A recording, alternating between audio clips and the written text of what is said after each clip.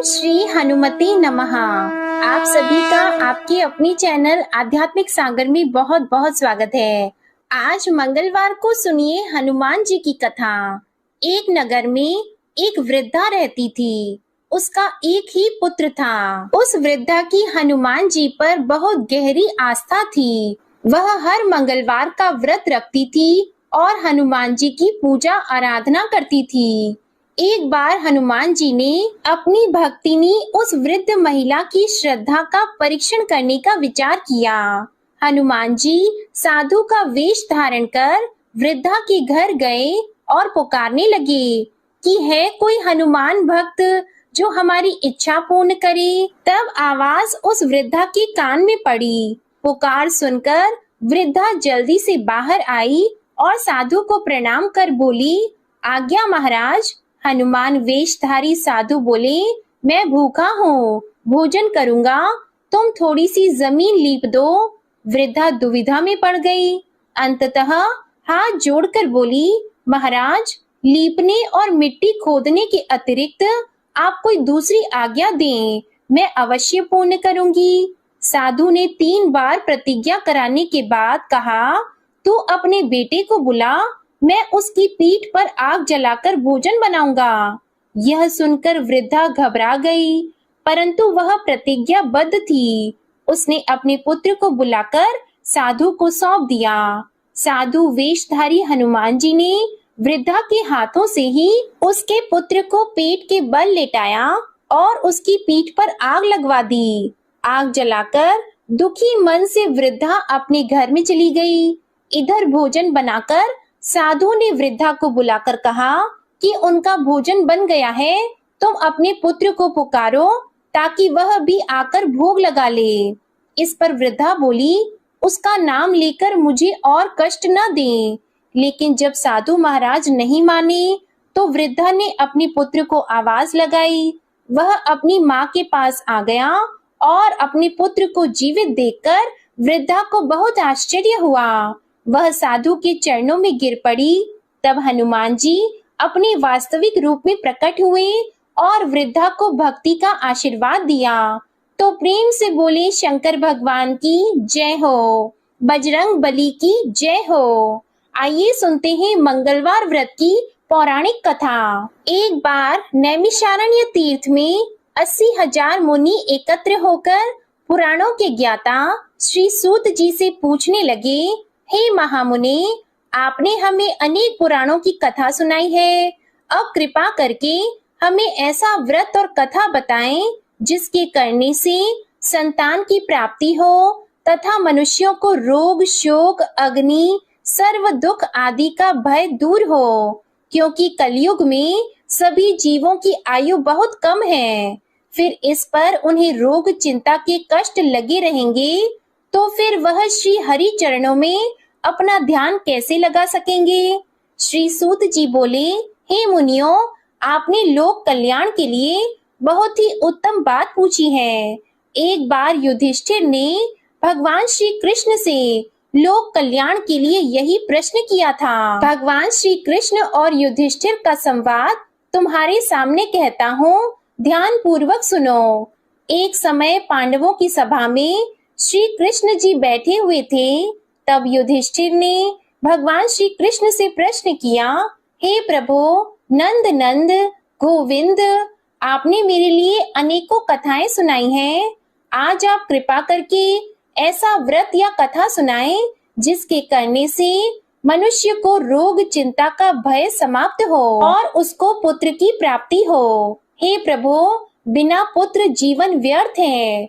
पुत्र के बिना मनुष्य नरकगामी होता है। पुत्र के बिना मनुष्य पितृ ऋण से छुटकारा नहीं पा सकता और न ही उसका पुन्नग नामक नरक से उद्धार हो सकता है। अतः पुत्रदायक व्रत बताएं। श्री कृष्ण भगवान बोले, हे राजन, मैं एक प्राचीन इतिहास सुनाता हूँ, आप उसे ध्यान पूर्वक सुनो। कुंडलपुर नामक एक नगर था। उसमें नंदा नामक एक ब्राह्मण रहता था। भगवान की कृपा से उसके पास सब कुछ था, फिर भी वह दुखी था। इसका कारण यह था कि ब्राह्मण की स्त्री सुनंदा की कोई संतान नहीं थी। सुनंदा पतिव्रता थी, भक्ति पूर्वक श्री हनुमान जी की आराधना करती थी। मंगलवार के दिन व्रत करके अंत में भोजन बनाकर हनुमान जी की आराधना करती थी। मंगलवार के दिन व्रत करके अंत में भोजन बनाकर हनुमान जी को भोग लगाने के बाद स्वयं भोजन करती थी। एक बार मंगलवार के दिन ब्राह्मणी गृह कार्य की अधिकता के कारण हनुमान जी को भोग नहीं लगा सकी, तो इस पर उसे बहुत ही दुख हुआ। उसने कुछ भी नहीं खाया और अपने मन में प्रण किया कि अब तो अगले मंगलवार को ही हनुमान जी को भोग लगाकर अन्न और जल ग्रहण करूंगी। ब्राह्मणी सुनंदा प्रतिदिन भोजन बनाती, श्रद्धा पूर्वक पति को खिलाती, परंतु स्वयं भोजन नहीं करती और मन ही मन श्री हनुमान जी की आराधना करती थी। इसी प्रकार 6 दिन गुजर गए और ब्राह्मणी सुनंदा अपने निश्चय के अनुसार भूखी प्यासी निराहार रही। अगले मंगलवार को ब्राह्मणी सुनंदा प्रातः काल ही बेहोश होकर गिर पड़ी। ब्राह्मणी सुनंदा की इस असीम भक्ति के प्रभाव से श्री हनुमान जी बहुत प्रसन्न हुए और प्रकट होकर बोले, सुनंदा, मैं तेरी भक्ति से बहुत प्रसन्न हूँ, तू उठ और वर मांग। सुनंदा अपने आराध्य देव श्री हनुमान जी को देखकर आनंद की अधिकता से विह्वल होकर श्री हनुमान जी के चरणों में गिरकर बोली, हे प्रभु, मेरी कोई संतान नहीं है, कृपा करके पुत्र और कन्या प्रदान करें, आपकी अति कृपा होगी। श्री महावीर जी बोले, तेरी इच्छा पूर्ण होगी, तेरे एक कन्या पैदा होगी, उसके अष्टांग प्रतिदिन सोना दिया करेंगे। इस प्रकार कहकर श्री महावीर जी अंतर्ध्यान हो गए। ब्राह्मणी सुनंदा बहुत हर्षित हुई और समाचार अपने पति से कहा। ब्राह्मण देव कन्या का वरदान सुनकर कुछ दुखी हुए, परंतु सोना मिलने की बात सुनी तो बहुत प्रसन्न हुए। उन्होंने विचार किया कि ऐसी कन्या के साथ मेरी निर्धनता भी समाप्त हो जाएगी।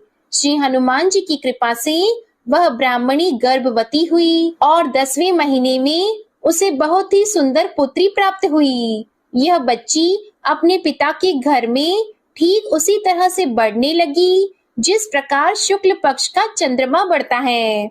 10वें दिन ब्राह्मण ने उस बालिका का नामकरण संस्कार कराया। उसके कुल पुरोहित ने उस बालिका का नाम रत्नावली रखा, क्योंकि यह कन्या सोना प्रदान किया करती थी। इस कन्या ने पूर्व जन्म में बड़े ही विधान से मंगल देव का व्रत किया था। रत्नावली का अष्टांग बहुत सा सोना देता था। उस सोने से नंदा ब्राह्मण बहुत ही धनवान हो गया। अब ब्राह्मणी सुनंदा भी बहुत अभिमान करने लगी थी। समय बीतता रहा। अब रत्नावली 10 वर्ष की हो चुकी थी। एक दिन जब नंदा ब्राह्मण प्रसन्न चित्त था, तब सुनंदा ने अपने पति से कहा, मेरी पुत्री रत्नावली विवाह के योग्य हो गई है, इसलिए आप कोई सुंदर और योग्य वर देखकर विवाह कर दें। यह सुनकर ब्राह्मण बोला, अभी तो रत्नावली बहुत छोटी है। तब ब्राह्मणी बोली, शास्त्रों की आज्ञा है कि कन्या 8वें वर्ष में गौरी, 9 वर्ष रोहिणी, 10वें वर्ष में कन्या, इसके पश्चात रजस्वला हो जाती है। गौरी के दान से पाताल लोक की प्राप्ति होती है, रोहिणी के दान से बैकुंठ लोक की प्राप्ति होती है, कन्या के दान से इंद्र लोक में सुखों की प्राप्ति होती है। अगर हे पतिदेव रजस्वला का दान किया जाता है तो घोर नरक की प्राप्ति होती है। इस पर ब्राह्मण बोला, अभी तो रत्नावली मात्र 10 ही वर्ष की है और मैंने तो 16-16 साल की कन्याओं के विवाह कराए हैं, अभी जल्दी ही क्या है। तब ब्राह्मणी सुनंदा बोली, आपको तो लोभ अधिक हो गया है लगता है। अगर 11वें वर्ष में विवाह नहीं होता है तो उसमें मासिक धर्म के रक्त का पिता और बड़े भाई को पान करना पड़ता है। शास्त्रों में कहा गया है कि माता, पिता और बड़ा भाई रजस्वला कन्या को देखते हैं तो वह अवश्य ही नरकगामी होते हैं। तब ब्राह्मण बोला, अच्छी बात है, कल मैं अवश्य ही योग्य वर की तलाश में अपना दूत भेजूंगा। दूसरे दिन ब्राह्मण ने अपने दूत को बुलाया और आज्ञा दी कि जैसी सुंदर मेरी कन्या है वैसा ही सुंदर वर उसके लिए तलाश करो। दूत अपने स्वामी की आज्ञा पाकर निकल पड़ा। पंपई नगरी में उसने एक सुंदर लड़के को देखा। यह बालक एक ब्राह्मण परिवार का बहुत गुणवान पुत्र था। इसका नाम सोमेश्वर था। दूत ने इस सुंदर और गुणवान ब्राह्मण पुत्र के बारे में अपने स्वामी को पूर्ण विवरण दिया। ब्राह्मण नंदा को भी सोमेश्वर अच्छा लगा और फिर एक शुभ मुहूर्त में विधि पूर्वक कन्यादान करके ब्राह्मण संतुष्ट हुए। परंतु ब्राह्मण के मन में तो लोभ समाया हुआ था। उसने कन्यादान तो कर दिया था, पर वह बहुत ही खिन्न था। उसने विचार किया कि रत्नावली तो अब चली जाएगी और मुझे इससे जो सोना मिलता था वह अब मिलेगा नहीं। मेरे पास जो धन था कुछ तो इसके विवाह में खर्च हो गया और जो शेष बचा है वह भी कुछ दिनों के बाद समाप्त हो जाएगा। मैंने तो इसका विवाह करके बहुत बड़ी भूल कर दी है। अब कोई ऐसा उपाय हो कि रत्नावली मेरे घर में ही बनी रहे, अपनी ससुराल न जाए। लोभ रूपी राक्षस ब्राह्मण के मस्तिष्क पर छाता जा रहा था। रात भर अपनी शैया पर बेचैनी से करवटें बदलते बदलते उसने एक बहुत ही क्रूर निर्णय लिया। उसने विचार किया कि जब रत्नावली को उसका पति सोमेश्वर अपने घर के लिए जाएगा तो वह मार्ग में छिपकर सोमेश्वर का वध कर देगा और अपनी लड़की को अपने घर ले आएगा, जिससे नियमित रूप से उसे सोना भी मिलता रहेगा और समाज का कोई मनुष्य उसे दोष भी नहीं दे सकेगा। जब अगले दिन सुबह हुई तो नंदा और सुनंदा ने अपने जमाई तथा लड़की को बहुत सारा धन देकर विदा किया। सोमेश्वर अपनी पत्नी रत्नावली को लेकर ससुराल से अपने घर की तरफ चल दिया। ब्राह्मण नंदा महालोभ के वशीभूत होकर अपनी मति खो चुका था। पाप पुण्य का उसे विचार नहीं रहा था। अपने भयानक और क्रूर निर्णय को कार्य रूप देने के लिए उसने अपने दूत को मार्ग में अपनी जमाई का वध कराने के लिए भेज दिया था, ताकि रत्नावली से प्राप्त होने वाला सोना उसे हमेशा मिलता रहे और वो कभी निर्धन न हो। ब्राह्मण के दूत ने अपने स्वामी की आज्ञा का पालन करते हुए उसके जमाई सोमेश्वर का मार्ग में ही वध कर दिया। समाचार प्राप्त कर ब्राह्मण नंदा मार्ग में पहुंचा और रोती हुई अपनी पुत्री रत्नावली से बोला, हे पुत्री, मार्ग में लुटेरों ने पति का वध कर दिया है। भगवान की इच्छा के आगे किसी का वश नहीं चलता है। अब तू घर चल, वहां पर ही रहकर शेष जीवन व्यतीत करना। जो भाग्य में लिखा है वही होगा। अपने पति की अकाल मृत्यु से रत्नावली बहुत दुखी हुई। करुण क्रंदन और रुदन करती हुई अपने पिता से बोली, हे पिताजी, इस संसार में जिस स्त्री का पति नहीं है उसका जीना व्यर्थ है। मैं अपने पति के साथ ही अपने शरीर को जला दूंगी और सती होकर अपने इस जन्म को, माता पिता के नाम को तथा सास ससुर के यश को सार्थक करूंगी। ब्राह्मण नंदा अपनी पुत्री रत्नावली के वचनों को सुनकर बहुत दुखी हुआ। विचार करने लगा कि मैंने व्यर्थ ही जमाई वध का पाप अपने सिर लिया है। रत्नावली तो उसके पीछे अपने प्राण तक देने को तैयार है। मेरा तो दोनों तरफ से मरण हो गया। धन तो अब मिलेगा नहीं। जमाई वध के पाप के फलस्वरूप यम यातना भुगतनी पड़ेगी। यह सोचकर वह बहुत ही दुखी हुआ। सोमेश्वर की चिता बनाई गई। रत्नावली सती होने की इच्छा से अपने पति का सिर अपनी गोद में रखकर चिता में बैठ गई। जैसे ही सोमेश्वर की चिता को अग्नि लगाई गई, वैसे ही प्रसन्न होकर मंगल देव वहां प्रकट हुए और बोले, हे रत्नावली, मैं तेरी पति भक्ति से बहुत प्रसन्न हूँ, तू वर मांग। तब रत्नावली ने अपने पति का जीवन दान मांगा। मंगल देव बोले, रत्नावली, तेरा पति अजर अमर है, यह महाविद्वान भी होगा और इसके अलावा तेरी जो इच्छा हो वह वर मांग। तब रत्नावली बोली, हे ग्रहों के स्वामी, यदि आप मुझ पर प्रसन्न हैं तो मुझे यह वरदान दीजिए कि जो भी मनुष्य मंगलवार के दिन प्रातः काल लाल पुष्प, लाल चंदन से पूजा करके आपका स्मरण करेगा, उसको रोग व्याधि नहीं होगी, स्वजनों से कभी वियोग नहीं होगा, सर्प, अग्नि तथा शत्रुओं का भय नहीं रहेगा। और जो स्त्री मंगलवार का व्रत करेगी वह कभी विधवा नहीं होगी। मंगल देव ने तथास्तु कहकर अंतर ध्यान हो गए। सोमेश्वर मंगल देव की कृपा से जीवित हो उठा। रत्नावली अपने पति को पुनः प्राप्त कर बहुत प्रसन्न हुई और मंगल देव का व्रत प्रत्येक मंगलवार को करके व्रतराज और मंगल देव की कृपा से इस लोक में सुख ऐश्वर्य को भोगते हुए अंत में अपने पति के साथ स्वर्ग लोक को गई। प्रेम से बोलिए जय श्री हनुमान। आइए अब सुनते हैं श्री राम नाम की महिमा। लंकापति रावण के वध के बाद जब अयोध्यापति प्रभु श्री राम की कीर्ति दूर दूर तक फैल रही थी और वह मर्यादा पुरुषोत्तम कहलाने लगे थे, तब एक दिन महादेव शिव की इच्छा भी मर्यादा पुरुषोत्तम श्री राम से मिलने की हुई। पार्वती जी को संग लेकर महादेव जी कैलाश पर्वत से उतरकर अयोध्या नगरी के रास्ते पर चल पड़े। भगवान शिव और माँ पार्वती को अयोध्या आया देखकर राम जी बहुत खुश हुए। माता जानकी ने उनका उचित आदर सत्कार किया और स्वयं भोजन बनाने के लिए रसोई में चली गई। इस बीच भगवान शिव ने श्री राम जी से पूछा, आपके सेवक हनुमान जी दिखाई नहीं दे रहे हैं। तब श्री राम बोले, वे बगीचे में हैं। शिव जी ने श्री राम जी से बगीचे में जाने की अनुमति मांगी और पार्वती जी का हाथ थामकर बगीचे में आ गए। बगीचे की खूबसूरती देखकर उनका मन मोहित हो गया। आम के एक घने वृक्ष के नीचे हनुमान जी दीन दुनिया से बेखबर गहरी नींद में सोए हुए थे और एक लय में खर्राटों से राम नाम की ध्वनि उठ रही थी। चकित होकर शिवजी और माता पार्वती एक दूसरे की ओर देखने लगे। माता पार्वती मुस्कुरा उठी और वृक्ष की डालियों की ओर इशारा किया।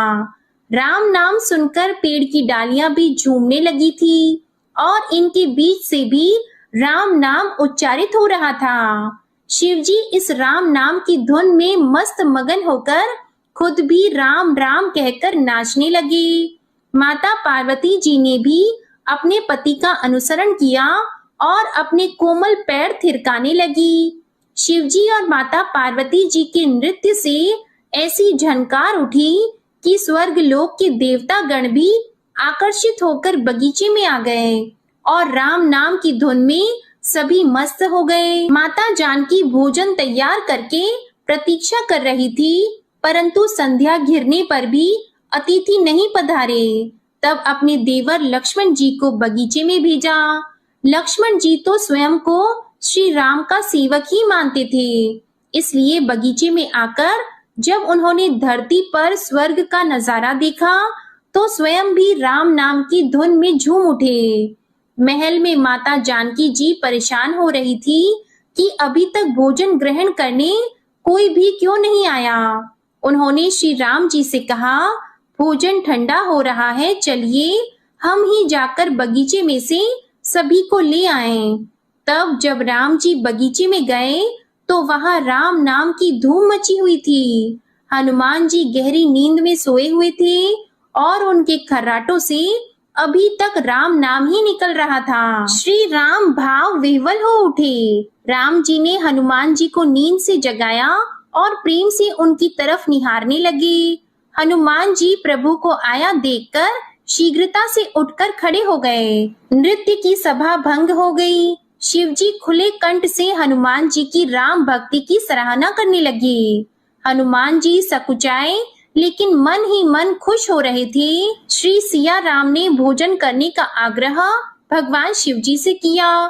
सभी लोग महल में भोजन करने के लिए चल पड़े। माता जानकी जी भोजन परोसने लगी। हनुमान जी को भी श्री राम जी ने पंक्ति में बैठने का आदेश दिया। हनुमान जी बैठ तो गए, परंतु आदत ऐसी थी कि राम जी के भोजन परोसने के उपरांत ही सभी लोग भोजन करते थे। आज श्री राम के आदेश से पहले भोजन करना पड़ रहा था। माता जानकी हनुमान जी को भोजन परोसती जा रही थी, परंतु हनुमान जी का पेट ही नहीं भर रहा था। सीता जी कुछ समय तक तो उन्हें भोजन परोसती रही, फिर समझ गई कि इस तरह से तो हनुमान जी का पेट नहीं भरेगा। उन्होंने तुलसी के एक पत्ते पर राम नाम लिखा और भोजन के साथ हनुमान जी को परोस दिया। तुलसी पत्र खाते ही हनुमान जी को संतुष्टि मिली और वह भोजन खाकर उठकर खड़े हो गए।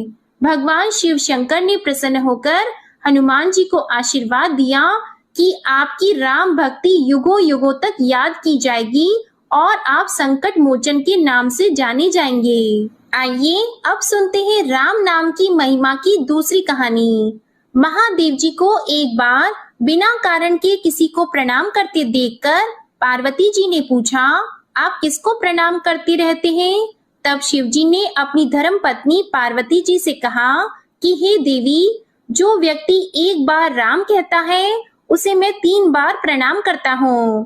पार्वती जी ने एक बार शिव जी से पूछा, आप शमशान में क्यों जाते हैं और ये चिता की भस्म शरीर पर क्यों लगाते हैं? उसी समय शिव जी पार्वती जी को शमशान ले गए। वहां एक शव अंतिम संस्कार के लिए लाया गया। लोग राम नाम सत्य है कहते हुए शव को ला रहे थे।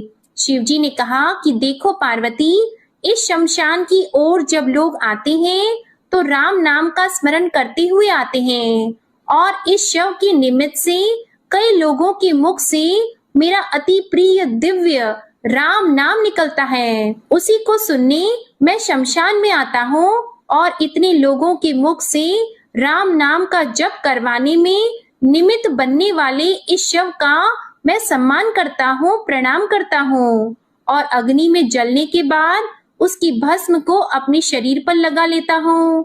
राम नाम बुलवाने वाले के प्रति मुझे इतना प्रेम है। एक बार शिव जी कैलाश पर पहुंचे और पार्वती जी से भोजन मांगा। तब पार्वती जी विष्णु सहस्त्र नाम का पाठ कर रही थी।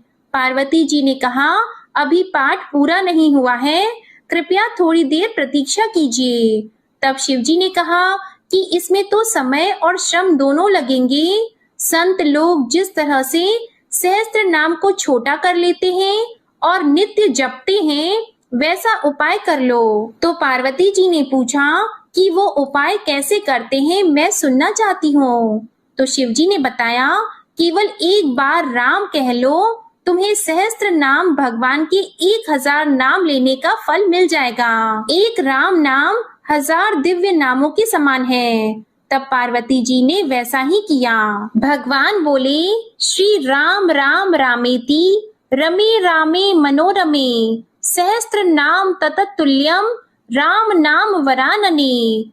यह राम नाम सभी आपदाओं को हरने वाला, सभी संपदाओं को देने वाला दाता है, सारे संसार को विश्राम या शांति प्रदान करने वाला है। इसलिए मैं इसे बार बार प्रणाम करता हूँ। भव सागर की सभी समस्याओं और दुखों के बीजों को भूंज के रख देने वाला, समूल नष्ट कर देने वाला, सुख संपत्तियों को अर्जित करने वाला, यमदूतों को खदेड़ने वाला केवल राम नाम का जप है। इसलिए प्रयास पूर्वक स्वयं भी राम नाम जपते रहना चाहिए और दूसरों को भी प्रेरित करके राम नाम जपना चाहिए। इससे अपना और दूसरों का तुरंत कल्याण हो जाता है। यही सबसे सुलभ और अचूक उपाय है। इसलिए हमारे देश में प्रणाम राम राम कहकर किया जाता है। आइए अब सुनते हैं बिल्व वृक्ष की महिमा। एक बार नारद जी ने भोलेनाथ जी की स्तुति करके पूछा कि प्रभु, आपको प्रसन्न करने के लिए सबसे उत्तम और सुलभ साधन क्या है? हे त्रिलोकीनाथ, आप तो निर्विकार और निष्काम हैं, आप सहज ही प्रसन्न हो जाते हैं। फिर भी मेरे जानने की इच्छा है कि आपको क्या प्रिय है। तब शिव जी बोले, नारद जी, वैसे तो मुझे भक्त के भाव सबसे प्रिय हैं, फिर भी आपने पूछा है तो मैं बताता हूँ। मुझे जल के साथ साथ बिल्व पत्र बहुत प्रिय हैं। जो अखंड बिल्व पत्र मुझे श्रद्धा से अर्पित करते हैं, मैं उन्हें अपने लोक में स्थान देता हूँ। नारद जी भगवान शंकर और माता पार्वती की वंदना करके अपने लोक को चले गए। उनके जाने के पश्चात पार्वती जी ने शिव जी से पूछा कि हे प्रभु, मेरी ये जानने की बड़ी तीव्र इच्छा हो रही है कि आपको बेल पत्र इतने प्रिय क्यों हैं? कृपा करके मेरी जिज्ञासा को शांत कीजिए।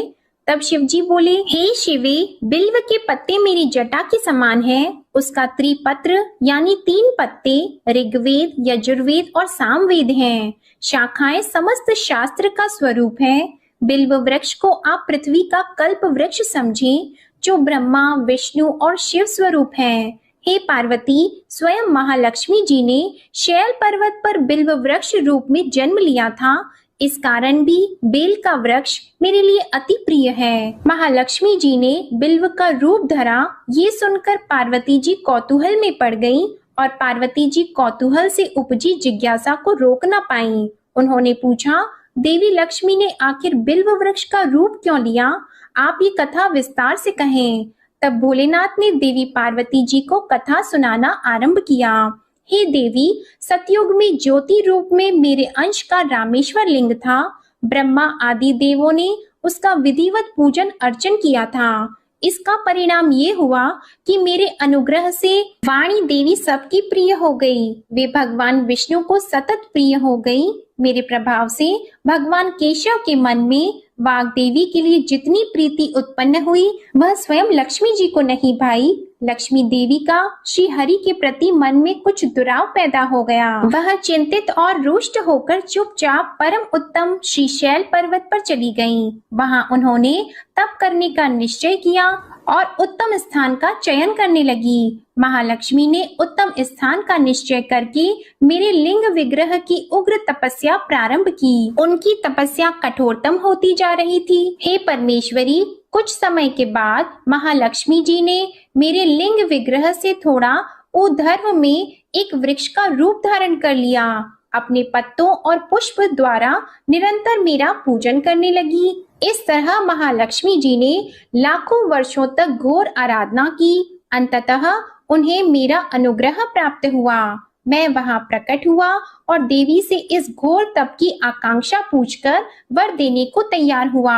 महालक्ष्मी जी ने मांगा कि श्री हरि के हृदय में मेरे भाव से वाग देवी के लिए जो स्नेह हुआ है वह समाप्त हो जाए। तब शिव जी बोले, मैंने महालक्ष्मी जी को समझाया, श्री हरि के हृदय में आपके अतिरिक्त किसी और के लिए कोई प्रेम नहीं है।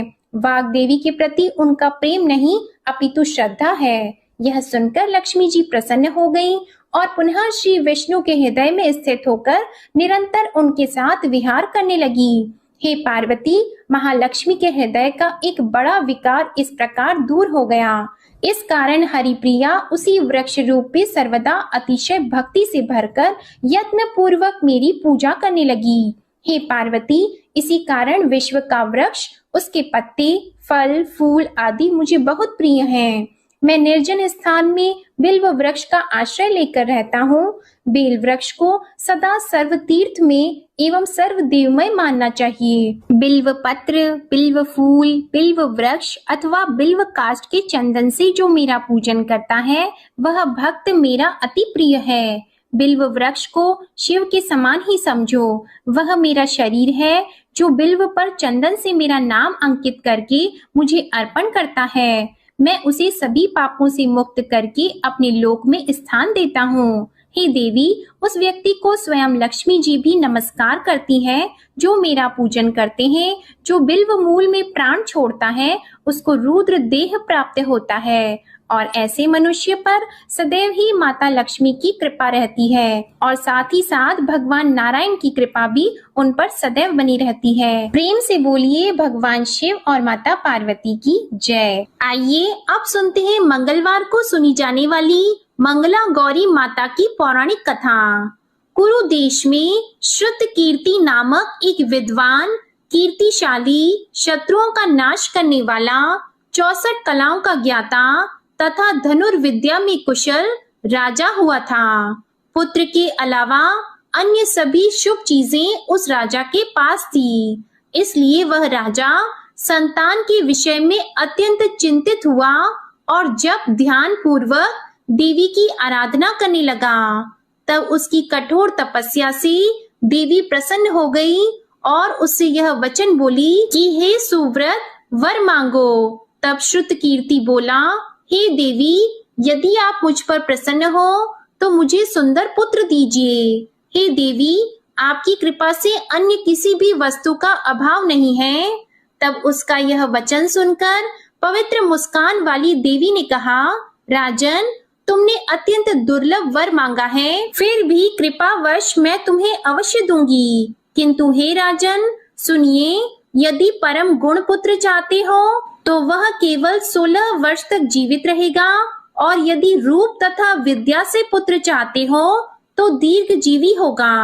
देवी का यह वचन सुनकर राजा चिंतित हो उठा और पुनः अपनी पत्नी से परामर्श करके उसने गुणवान तथा सभी शुभ लक्षणों से संपन्न 16 वर्ष की आयु वाला पुत्र मांगा।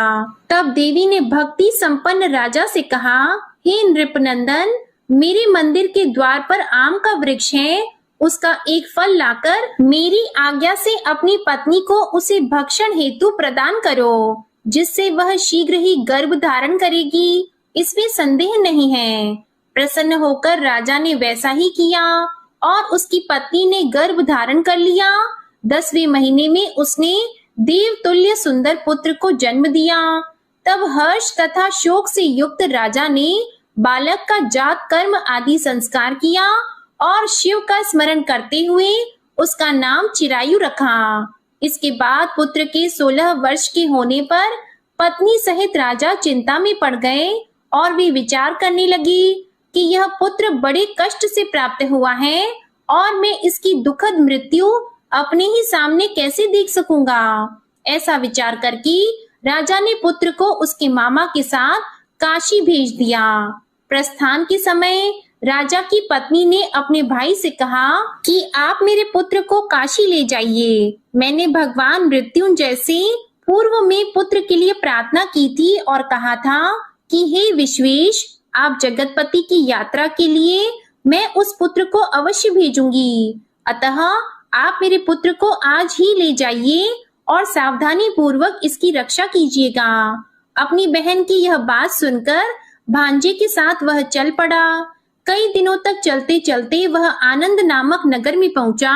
वहां सभी प्रकार की समृद्धियों से संपन्न वीरसेन नाम वाला राजा रहता था। उस राजा की एक सर्व लक्षण संपन्न युवावस्था प्राप्त मनोहर और रूप लावण्यमयी मंगला गौरी नामक कन्या थी। उत्तम सौंदर्य अभिवृद्धि को प्राप्त वह कन्या किसी समय सखियों के साथ नगर के उपवन में क्रीड़ा करने के लिए गई हुई थी। उसी समय वह चिरायु तथा उसका मामा वे दोनों भी वहां पहुंच गए और उन कन्याओं को देखने की लालसा से वहीं विश्राम करने लगी। इसी बीच विनोद पूर्वक क्रीड़ा करती हुई उन कन्याओं में से किसी एक ने कुपित होकर राजकुमारी को राणा यह कुवचन कह दिया। तब उस अशुभ वचन को सुनकर राजकुमारी ने कहा कि तुम अनुचित बातें क्यों बोल रही हो? मेरे कुल में तो इस प्रकार की कोई नहीं है। मंगला गौरी की कृपा से तथा उनके व्रत के प्रभाव से विवाह के समय जिसके सर पर मेरे हाथ से अक्षत पड़ेंगे, हे सखी, वह यदि अल्प आयु वाला भी होगा तो भी चिरंजीवी हो जाएगा। इसके बाद वे सभी कन्याएं अपने अपने घर चली गईं। उसी दिन राजकुमारी का विवाह था। बालिक देश के दृढ़ धर्मा नामक राजा के सुकेत नाम वाले पुत्र के साथ उसका विवाह निश्चित किया गया था। वह सुकेत विद्याहीन, कुरूप तथा बहरा था। तब सुकेत के साथ आए हुए उन लोगों ने विचार किया कि इस समय कोई दूसरा श्रेष्ठ वर ले जाना चाहिए और विवाह संपन्न हो जाने के बाद वहां सुकेत पहुंच जाए। तो उन लोगों ने चिरायु के मामा के पास जाकर याचना की कि आप इस बालक को हमें दे दीजिए, जिससे हमारा कार्य सिद्ध हो जाए। इस पृथ्वी पर परोपकार के समान दूसरा कोई धर्म नहीं है। तब उनकी बात सुनकर चिरायु का मामा मन ही मन बहुत प्रसन्न हुआ, क्योंकि इसने उपवन में पहले ही कन्या मंगला गौरी की बात सुन ली थी। फिर भी उसने एक बार कहा कि आप लोग इसे किस लिए मांग रहे हैं? कार्य की सिद्धि हेतु वस्त्र, अलंकार आदि मांगे जाते हैं, वर तो कहीं भी नहीं मांगा जाता। तथापि आप लोगों का सम्मान रखने के लिए मैं इसे दे रहा हूँ। इसके बाद चिरायु को वहां ले जाकर उन लोगों ने विवाह संपन्न कराया। सप्तपदी आदि के हो जाने पर रात्रि में शिव पार्वती की प्रतिमा के समक्ष उस चिरायु ने हर्ष युक्त होकर मंगला गौरी के साथ शयन किया। उसी दिन चिरायु के 16 वर्ष पूर्ण हो चुके थे और अर्धरात्रि में साक्षात काल सर्प रूप में वहां आ गया। इसी बीच संयोगवश राजकुमारी जाग गई। उसने उस महासर्प को वहां देखा और वह भय से व्याकुल होकर कांपने लगी। तभी उस कन्या ने धैर्य धारण किया, 16 उपचारों से सर्प की पूजा की और पीने के लिए उसे दूध दे दिया। उसने दीनता भरी वाणी में उस सर्प की प्रार्थना की और स्तुति की। मंगला गौरी प्रार्थना करने लगी कि मैं उत्तम व्रत को करूंगी जिससे मेरे पति जीवित रहें। यह जिस तरह से चिरकाल तक जीवित रहें, आप वैसा कीजिए। इतने में सर्प वहां स्थित एक कमंडल में प्रवेश कर गया और उस मंगला गौरी ने अपनी कंचुकी से उस कमंडल का मुंह बांध दिया। इसी बीच उसका पति अंगड़ाई लेकर जाग गया और अपनी पत्नी से बोला, हे प्रिये, मुझे भूख लगी है। तब वह अपनी माता के पास जाकर खीर, लड्डू आदि ले आई और उसके द्वारा दिए भोज्य पदार्थ को उसने प्रसन्न मन होकर खाया। भोजन के बाद हाथ धोते समय उसके हाथ से अंगूठी गिर पड़ी। तांबूल खाकर वह पुनः सो गया। उसके बाद मंगला गौरी कमंडल को फेंकने के लिए जाने लगी। विधि की कैसी गति है कि उस कमंडल में से बाहर की ओर जगमग करती हुई हार कांति को देखकर वह आश्चर्यचकित हो गई। घट में स्थित उस हार को उसने अपने कंठ में धारण कर लिया। इसके बाद कुछ रात शेष रहते ही चिरायु का मामा आकर उसे ले गया। इसके बाद वर पक्ष के लोग सुकेत को वहां ले आए।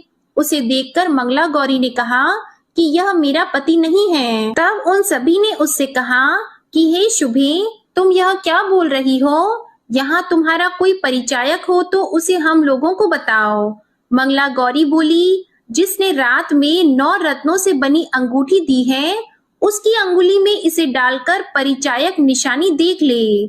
मेरे पति ने रात्रि में मुझे जो हार दिया था, उसके रत्नों का समुदाय कैसा है, उस बात को ये बताएं। ये तो कोई अन्य ही है। इसके अलावा रात में परस्पर भाषण तथा भोजन आदि जो कुछ किया गया था, उसे भी यह बता दें, तब यह निश्चय ही मेरे पति हैं। इस प्रकार उसका वचन सुनकर सभी ठीक है कहने लगे, किंतु जब एक भी बात ना मिली, तब सभी ने सुकेत को उसका पति होने से निषिद्ध कर दिया और वर पक्ष वाले जिस तरह से आए थे उसी तरह से चले गए।